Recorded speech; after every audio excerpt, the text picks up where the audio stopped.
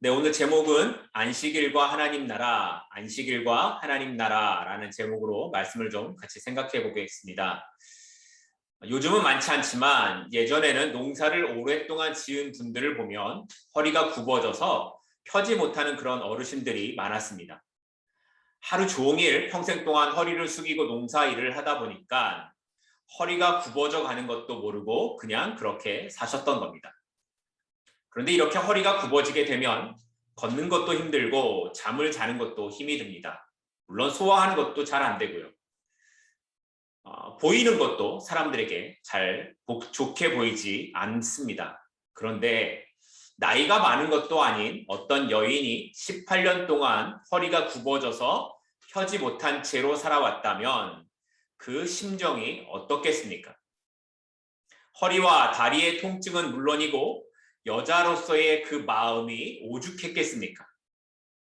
오늘 본문은 그 여자의 이야기를 시작하고 있습니다. 안식일에 예수님께서는 회당에서 가르치시던 어느 날 예수님의 눈에 한 여인이 들어왔습니다. 허리가 너무 굽어져서 앞도 제대로 보지 못할 것 같은, 그래서 땅만 쳐다보고 살아야 하는 그런 모습의 여인이었습니다. 그런데 오늘 본문 16절을 보면 이렇게 이 여인이 된 원인이 사탄에게 매여 있기 때문이라고 하고 그 세월이 18년 동안이나 되었다라고 합니다. 우리는 디스크만 걸려도 또 좌골신경통만 있어도 힘들고 사는 게 괴로운데 이 여인이 얼마나 비참한 삶이었을지 상상할 수가 없습니다. 그런데 이런 고통과 비교할 수 없는 정신적인 고통은 당시 사람들이 이 여인을 대하는 태도에 있었습니다. 당시 사회에서 이 여자는 제대로 대우받지도 못했는데 이런 병에 걸려 있었다면 더 사람 취급을 받지 못했을 겁니다. 왜냐하면 당시에는 이런 병에 걸리면 이것이 죄 지은 것의 결과나 벌로 알고 있었기 때문이었습니다. 그래서 소경으로 태어나면 이게 이 사람의 죄 때문이냐 아니면 부모의 죄 때문이냐를 생각했던 시대입니다. 그러니까 이 여인도 어떤 큰 범죄를 저질렀기 때문에 이런 병에 걸렸을 것이라고 생각을 했을 겁니다. 누가는 바로 이런 이유 때문에 이 사건을 지난주에 있었던 내용과 이어서 기록하고 있는 겁니다. 누가복음 13장 4절 말씀으로 가겠습니다. 누가복음 13장 4절입니다. 또 실로암에서 망대가 무너져 치어 죽은 18사람이 예루살렘에 거한 다른 모든 사람보다 죄가 더 있는 줄 아느냐. 지난주에 살펴본 것처럼 예수님께서는 갈릴리 사람들이 하나님께 제사를 드리다가 죽은 것이나 예루살렘 망대가 무너져서 죽은 것이 죄가 많아서 그런 것이 아니라고 말씀하시고 너희도 회개하지 않으면 다 이렇게 된다고 말씀을 하셨습니다. 그러니까 사람들이 그렇게 죽은 것은 죄 때문에 그런 것이 아닌 것처럼 너희가 살아있는 것도 역시 너희 죄가 적어서가 아니다. 오히려 포도원 지기가 올 한 해만 더 기다려달라고 부탁을 해서 무화과 나무의 생명이 연장된 것처럼 너희에게 임할 심판이 멀지 않았고 하나님께서 지금 그 시간의 기회를 주셨기 때문에 너희가 살아있는 것이라는 말씀을 우리가 지난주에 살펴봤습니다. 이때 이 이야기에서 나오는 실로암 망대에서 죽은 사람의 숫자가 18입니다. 그러니까 누가가 오늘 본문에서 허리를 펴지 못하는 이 병에 걸린 여인의 세월이 18년 18이라고 하는 것은 생각 없이 쓰는 것이 아니라 앞에 실로암 망대에서 죽은 18의 숫자와 연관이 있다라는 것을 알려주는 의도가 있는 겁니다. 그러니까 이 여인도 죄 때문에 이렇게 아픈 것이 아니다라는 것을 독자들에게 알려주고 있는 겁니다. 바꿔서 말하면 이 여인은 병에 걸려서 허리도 펴지 못하는 고통에서 살아가고 있는데 거기다가 사람들의 말도 안 되는 시선과 눈총, 저 사람은 죄가 많아서 벌을 받았다라는 그런 비난까지 함께 받으면서 18년의 세월을 살아왔던 이것이 말이 안 된다라는 이야기죠. 그리고 누가는 정확하게 이 여인은 사탄에게 매여서 이런 고통을 받고 있었다라고 말하고 있는 겁니다. 그런데 이런 여인에게 주님이 먼저 다가가신 겁니다. 도와달라고 하지 않았고 고쳐달라고 하지 않았음에도 주님이 보고 다가가셨습니다. 그리고 이때 예수님께서 이 여인을 바라보는 시선과 사람들이 보는 시선을 누가는 이렇게 기록을 합니다. 11절과 16절인데요. 11절입니다. 18회 동안이나 귀신 들며 앓으며 이렇게 기록을 하죠. 그리고 16절에 가면 그러면 18회 동안 사탄에게 매임받은 이 아브라함의 딸을 이라고 기록을 합니다. 우리말 성경을 보면 11절이나 16절이나 똑같이 18회 동안이라고 번역을 하지만 원어로 보면 이 두 구절에는 차이가 있습니다. 특별히 16절에 나타난 이 18이라는 이 단어는 이 안에 그리고라는 뜻의 접속사 카이를 넣어서 10 그리고 8회 이렇게 기록되어 있습니다.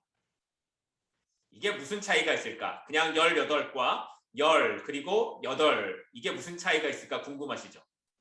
이 NIV 성경을 보면 그 의미를 좀 더 쉽게 알 수 있는데요.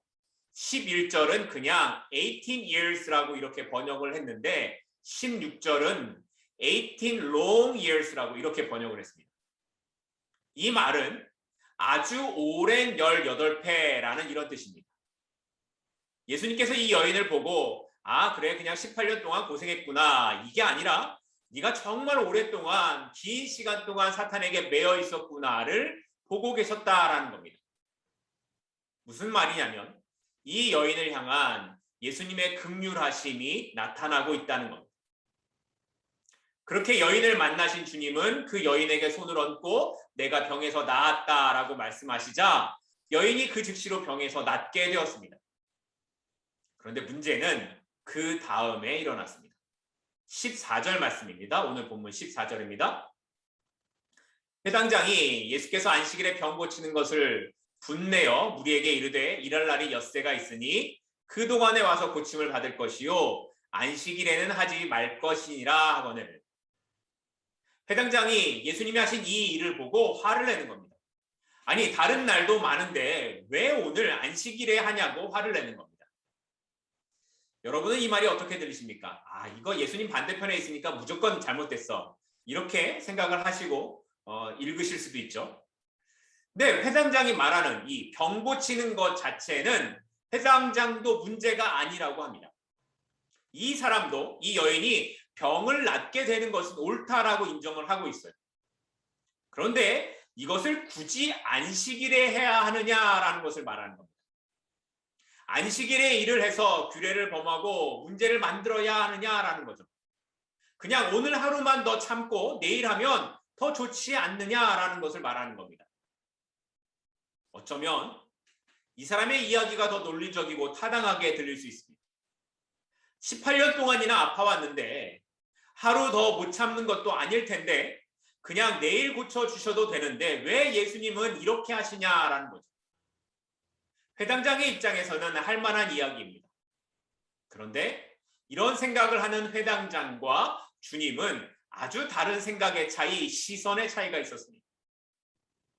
예수님은 18년이라는 긴 세월을 고생했으니까 이제 더 이상 지체하면 안 되겠다라는 것을 보고 계시는 것이고 회당장은 18년을 그렇게 살아왔는데 하루 더 그런 게 뭐가 대수냐 이런 생각을 하고 있는 겁니다. 이 둘의 차이가 뭐냐면 하나는 사람에게 관심이 없고 사람들이 만들어 놓은 관례, 법, 전통 이게 중요하게 되어서 사람이 그 제도나 관례의 희생이 돼도 상관이 없다라는 겁니다. 쉽게 말하면 사람은 그냥 수단처럼 여겨지는 겁니다. 그런데 주님은 사람이 가장 중요하고 사람이 목적인 겁니다. 안식일이라는 것이 이 제도를 위해서 있는 것이 아니라 사람을 위하여 있는 것이 맞다고 말씀하는 겁니다.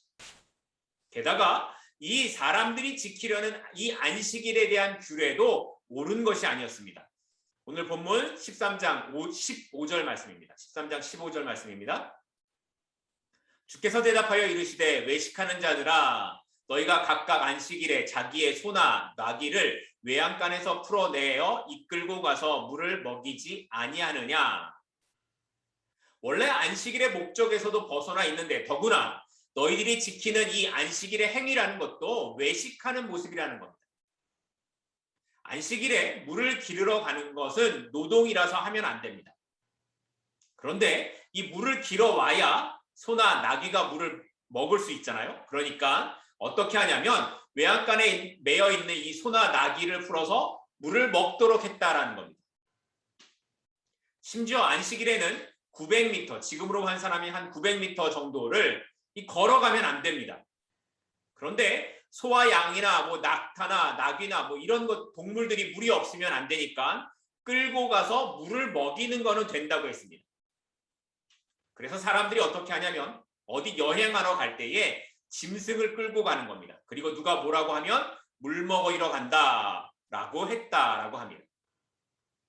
그러니까 회당장, 바리새인, 종교 지도자들은 소나 나귀가 매여 있는 것은 풀어줘도 되지만 사람은 풀어줄 수 없다라는 것을 말하는 겁니다. 누가는 그래서 사탄에게 풀려난 이 여인과 물을 먹기 위해 풀려난 소와 나귀를 비교해서 보여주고 있는 겁니다. 사람들이 안식일에 소나 나귀를 풀어주는 이유가 뭐였습니까? 소나 나귀가 물을 먹지 못해서 죽으면 재산이 없어지니까 그러면 자기들이 손해를 보니까 그래서 그건 된다고 자기들이 정해놓은 겁니다. 그러나 사람들이 고통에 매여 있는 것은 자기와는 상관이 없는 겁니다. 그래서 예수님께서는 동물은 안식일에 풀어서 물을 먹이면서 그보다 훨씬 더 중요한 아브라함의 딸인 이 여인이 하루도 지체하지 않고 풀어주는 것이 이 일이 뭐가 잘못됐냐? 그것을 가지고 뭐라고 말하는 너희가 위선자, 외식하는 자라고 말씀하셨던 겁니다. 사람들은 각각 자신들이 받아들이는 정보와 생각에 의해 옳다고 믿는 신념을 갖게 됩니다. 그리고 이 신념이라는 것이 때로는 사람을 죽이면서까지 나는 옳은 일을 했다라고 착각을 하게 만들기도 합니다.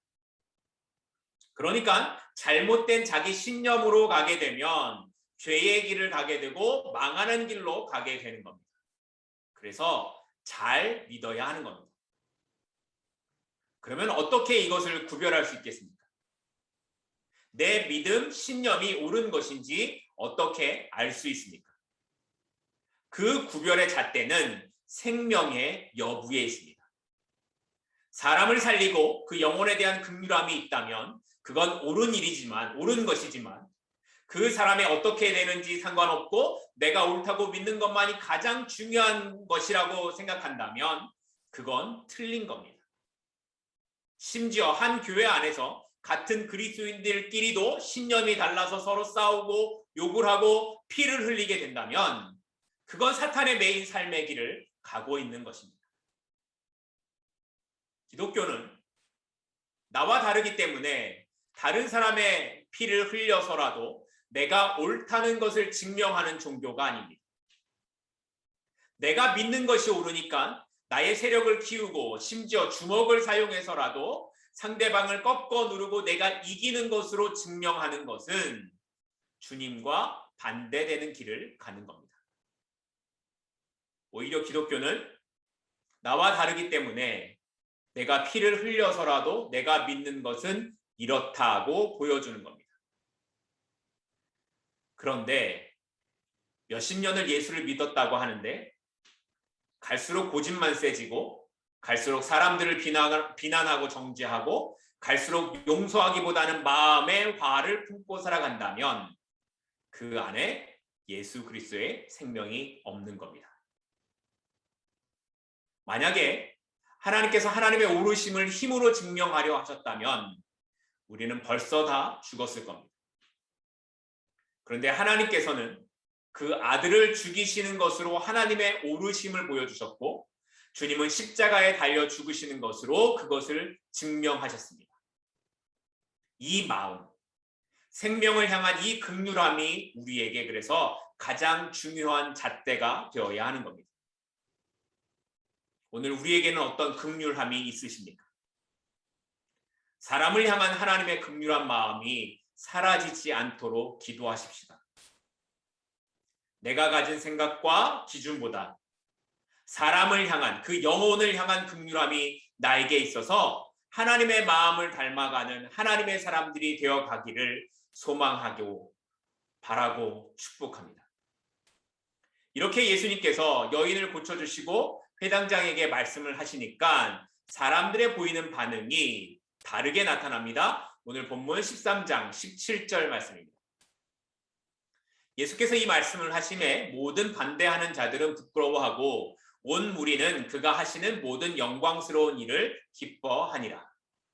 온 무리가 어떻게 했다고요? 거기 모인 대부분의 사람들이 예수님의 하신 일을 지지했다라는 겁니다. 그동안 말도 못했는데 예수님께서 속 시원하게 이 기득권 세력을 눌러버린 것 같아서 속이 시원하다라는 거죠. 그리고 이런 분이라면, 이렇게 기적을 행하시고 사람을 고치시는 이런 분이라면, 그리고 기득권 세력을 누를 수 있는 이런 분이라면 우리의 메시아가 되셔도 좋겠구나, 되겠구나 하는 생각이 사람들에게 있었다라는 겁니다. 그런데 예수님은 이런 사람들의 반응을 보시고 이렇게 말씀을 하십니다. 18절입니다. 오늘 본문 18절입니다. 그러므로 예수께서 이르시되 하나님의 나라가 무엇과 같을까? 내가 무엇으로 비교할까? 18절의 시작이 그러므로입니다. 이 말은 앞에 있었던 내용과 이제 이어져 가는 이 뒤의 내용이 서로 연관되어 있다는 거죠. 이 사람들의 반응을 보시고 하신 말씀이 그러므로 하나님의 나라가 이런 것이다, 겨자씨와 누룩과 같다라는 것을 말씀하시는 겁니다. 하나님의 나라는 너희가 기대하는 것처럼 그렇게 힘으로 세상을 다스리고 힘으로 누르는 것으로 오는 나라가 아니라 겨자씨와 누룩처럼 보이지 않는 것으로 시작되는 나라임을 비유로 말씀하시는 겁니다. 이스라엘 사회에서 더없이 연약하고 가장 보잘것없던 이 여인을 통해서 하나님의 영광이 드러나는 것처럼 하나님의 나라는 사람들이 보기에 아주 작은 겨자씨와 누룩 같지만 결국에는 그것이 새들이 깃들이는 나무처럼 또 부풀어 오르는 빵처럼 그렇게 드러나게 될 것이라는 말씀을 이어가시는 겁니다. 그런데 지금은 어떻다라는 겁니까? 지금은 잘 보이지도 않는 겨자씨와 누룩과 같다라는 겁니다. 19절 말씀, 오늘 본문 19절입니다. 마치 사람이 자기 채소밭에 갖다 심은 겨자씨 한 알 같으니 자라 나무가 되어 공중의 새들이 그 가지에 깃들였느니라. 예수님께서는 하나님의 나라를 겨자씨 한 알에 비유하셨습니다. 겨자씨는 지름이 1mm 정도 된다고 합니다. 이 당시 팔레스타인 지역에 이 겨자씨는 아주 작고 하찮은 것을 표현할 때 속담처럼 사용했다라고 합니다. 우리 속담으로 말하면 쥐꼬리만큼 이런 뜻이에요. 쥐꼬리만큼 작다라고 할 때 굉장히 작은 것을 강조하는 표현이죠. 그런 겁니다. 그런데 이 겨자씨를 심었더니 자라고 나무가 되어서 새들이 와서 깃들이게 되었다라고 말씀하세요. 그래서 우리는 겨자씨를 심으면 그게 나중에 크고 울창한 나무가 되어서 새들이 와서 앉게 되는 것을 상상을 합니다. 그런데 실제로 겨자씨로 자란 것은 나무라고 할 수 없는 풀의 한 종류입니다. 주로 이스라엘 중부와 북부 지역에서 많이 자라는 것이었는데 꽃이 피면 노란색의 유채꽃과도 비슷하게 보이는 1년생 풀이었다고 합니다. 보통은 1m에서 2m 정도까지 자라고 어떤 곳에서는 3m까지 자라는 것도 있었다고 합니다. 그리고 봄이 되면 이스라엘 사방 천지에서 볼 수 있는 것이 이 겨잣꽃이라고 합니다. 그러니까 예수님의 비유를 들은 사람들은 겨잣꽃이 그렇게 자라서 나무가 되지 않는다라는 것을 알고 있었습니다. 그러면 왜 예수님께서 이렇게 말씀하셨을까요? 앞에서 말씀드렸던 것처럼 겨자씨만하다라고 말할 때에 이것은 작고 하찮은 것을 가리키는 것에 대한 속담처럼 사용된 것을 다 알고 있었기 때문에 이게 나무가 되었다라는 말씀이 진짜 나무가 아니라 그렇게 크게 성장한다라는 것에 대한 강조로 하시는 말씀이라는 것을 당시 사람들은 다 이해했다라는 겁니다. 그러니까 이 겨자씨 비유에서의 강조점은 자란다라는 겁니다. 겨자씨는 눈에 띄지 않을 정도로 작지만 그 씨가 나무처럼 크게 성장한다라는 것, 자란다라는 것처럼 하나님의 나라도 지금은 보이지 않는 씨처럼 작지만 결국에는 나무와 같이 성장하게 될 것이라는 말씀을 하시는 겁니다. 누룩도 비슷합니다. 21절, 오늘 본문 21절인데요. 마치 여자가 가루 서말 속에 갖다 넣어 전부 부풀게 한 누룩과 같으니라 하셨더라. 여기 가루 서말, 이 밀가루 서말인데요. 이게 원어로는 사톤이라는 단위인데 지금 계량으로 환산하면 약 36리터가 된다고 합니다. 엄청나게 많은 거죠. 이 밀가루에다가 누룩을 조금 넣었더니 밀가루가 전부 부풀어 오른 것과 같다라는 겁니다. 천국, 하나님의 나라가 그렇다는 겁니다. 처음에는 하찮게 시작합니다. 처음에는 있는 듯 없는 듯 그랬는데 이게 스며들어서 결국에 마침내 36리터의 밀가루를 부풀어 오르게 하는 겁니다. 이 내용물이 변화한 거죠. 그러니까 겨자씨가 성장을 이야기하는 것이라면 누룩은 변화를 이야기하는 겁니다. 하나님 나라는 이 두 가지를 다 가지고 있다는 겁니다. 우리는 보통 천국, 그러면 죽어서 가는 곳으로 천국을 생각합니다. 왜냐하면 천국, 나라라고 하니까 어떤 장소를 생각하기 때문입니다. 물론 죽어서 가는 것도 천국이 맞습니다. 그런데 우리의 삶에서 더 강조되어야 하는 것은 이 장소적인 개념의 천국이 아니라 다스림의 통치가 있는 곳이어야 합니다. 전에도 말씀드렸듯이 한국에 있지만 미국 대사관은 미국의 영토입니다. 왜냐하면 그곳은 미국 대통령의 통치가 있는 곳이기 때문에 그렇습니다. 분명히 하나님의 나라는 나중에 죽어서 우리가 가는 곳이지만 그 나라의 시작은 지금 우리가 살아가는 이곳에서 이루어져 가는 것이고 그렇게 이루어 가도록 살아내는 것이 신자의 삶이다라고 말씀하는 겁니다.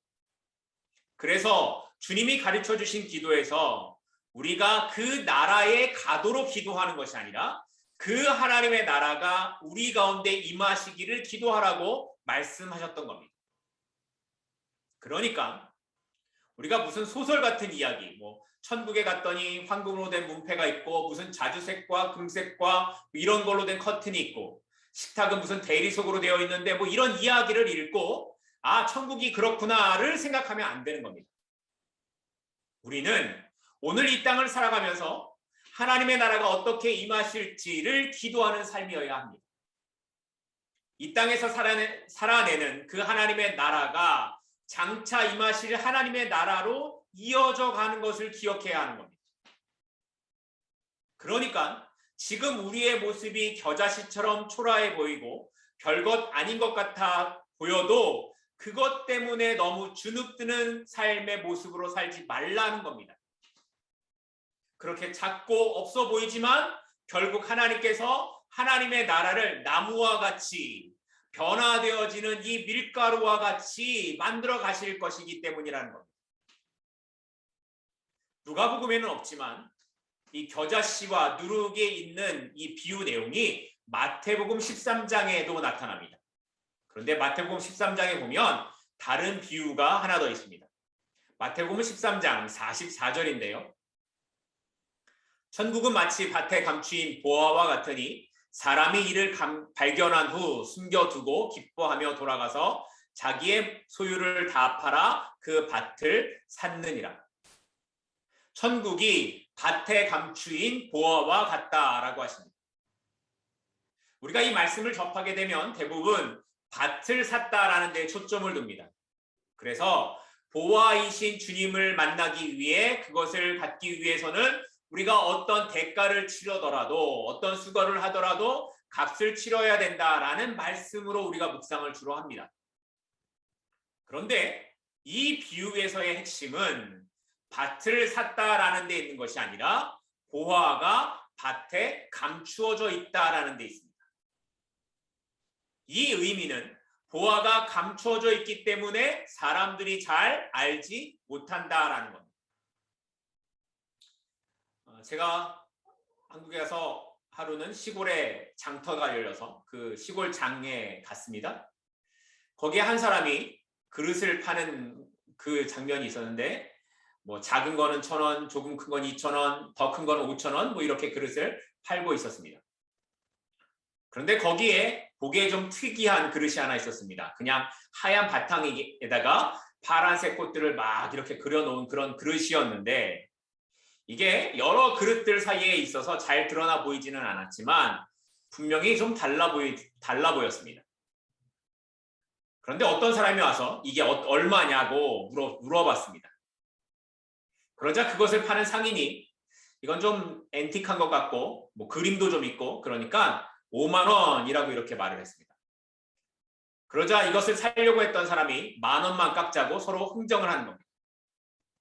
근데 제가 옆에서 듣다가 그걸 500만 원에 사겠다라고 하면 사람들이 저를 뭐라고 생각하겠습니까? 아마 미쳤다고 생각을 하거나 상인은 횡재했다고 생각을 할 겁니다.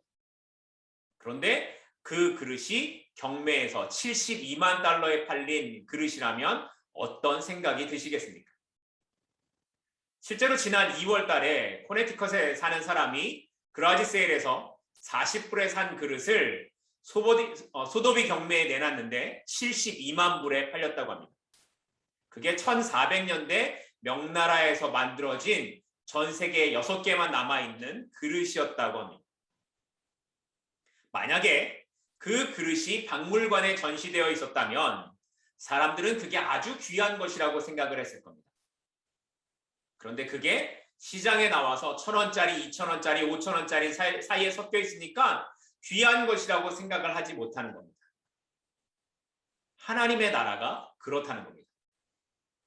이렇게 하나님의 나라가 사람들이 기대하는 모습으로 와 있지 않기 때문에 사람들이 잘 알지 못합니다. 그러나 그것을 아는 사람은 그것이 자신의 전 생애를 지불하고서도 아깝지 않은 보화인 줄을 알기 때문에 모든 것을 버리고서라도 그것을 사는 겁니다. 하나님의 나라가 이와 같습니다. 우리의 삶이 하나님의 나라를 살아가고 있는 우리의 삶이 무시당하는 것 같은 그래서 우리가 때로는 속이 상하는 그러한 삶일 수가 있습니다. 세상의 사람들이 보기에는 겨자씨처럼 초라하고 아무것도 아닌 것처럼 보이고 어쩌면 엄청나 많은 밀가루 속에 한 줌밖에 안 되는 누룩처럼 우리의 삶이 그렇게 보일 수 있습니다.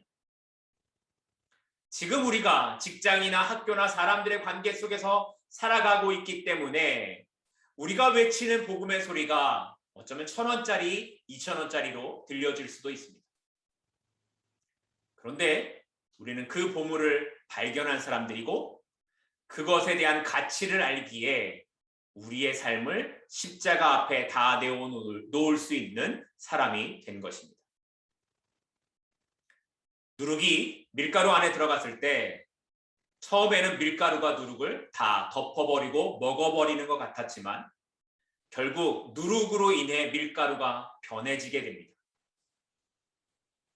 바라기는 우리의 삶이 그렇게 좀 달라졌으면 좋겠습니다.